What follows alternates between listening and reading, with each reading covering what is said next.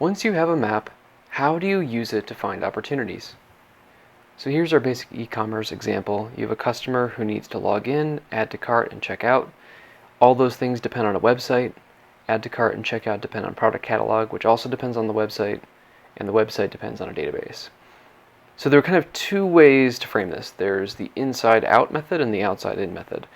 Inside-out would be to pay special attention to every single component in the value chain and essentially look at what touch points might exist within each component that would be advantageous to you. So for example, I could look at the login function. I could ask myself, okay, if I dug into the login function, what would I see? I would probably see things like authorization and authentication, probably see things like identifiers. I might be thinking about just everything that comes along with security and identity management. And I could ask myself questions like, well, is there any room for me to find opportunities there?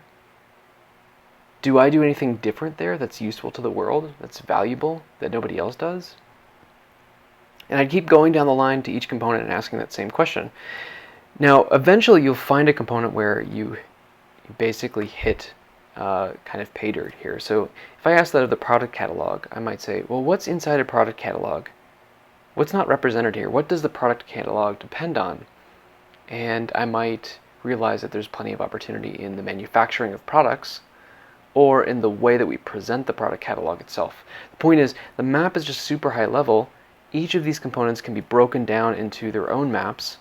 And so the question is, which of these components is likely to have value that you can discover by breaking it apart like that? And honestly, you won't know until you try. So that's one way to do that. So inside out.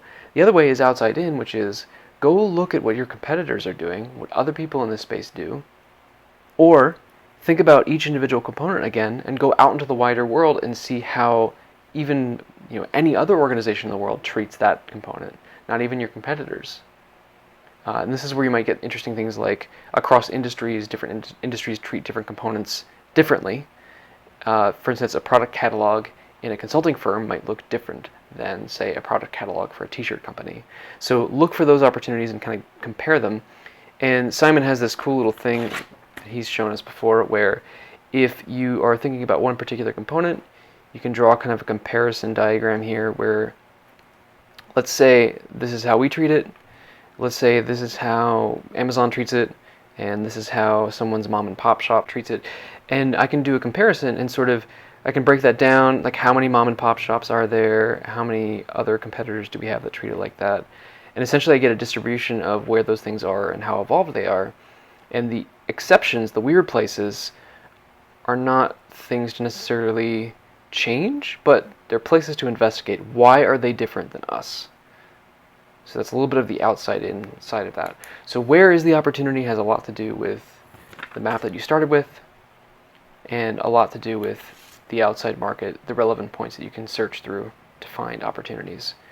This is just a starting point. There's so much more you can dig into. Constraints are a huge part of it. Look up something called a fool's mate. See what Simon Wardley has written about fool's mate, and you'll see a little bit more of a glimpse of what this can look like. All right. Hope that helps.